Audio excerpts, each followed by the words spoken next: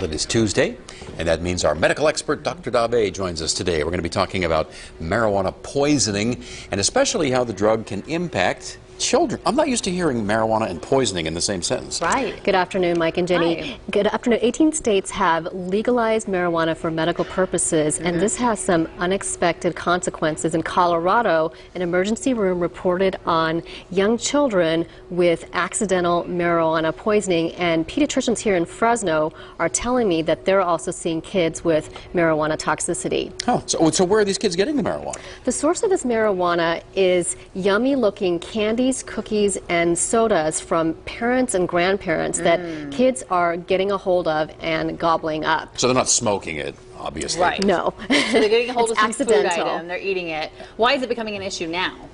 Well, adults who are using medical marijuana are preferring the edible form over the smoked form, and this edible form is more potent to young children, and it's also more appealing to them. So like one cookie could get them really sick, or how much does it take for a Yes, kid? one cookie could have 300 milligrams of THC, which is the active ingredient in marijuana. So what are the symptoms the parents should look for to see if their child might be poisoned?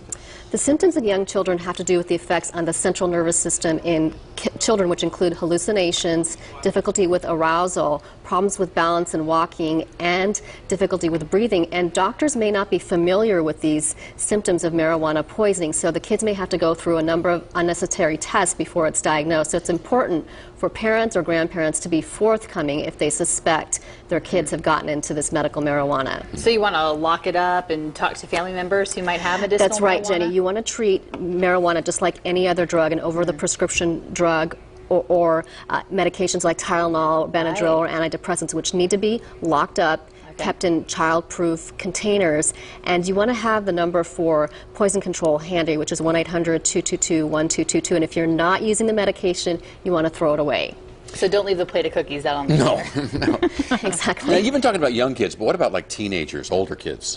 Here at the emergency rooms in Fresno and Madera, young kids as well as teenagers are coming through, and this is throughout the year, and my colleagues are telling me that certain times of the year they're seeing a greater increase, for example, right now during graduation, and this may be because adults have more use of recreational and medical marijuana, which gives kids more accidental access. And one of my colleagues, a pediatrician at Children's, Dr. Maniam Mohan, warned parents that teenagers may get a hold of marijuana-laced brownies and sell it off to other kids at the school. Wow. All right. Well, Dr. Dave, thank you. You're welcome. Dr. Dave joins us every Tuesday here on The Noon Show. If you have a question or a topic idea for her, just email it to us at newsdesk@cbs47.tv. And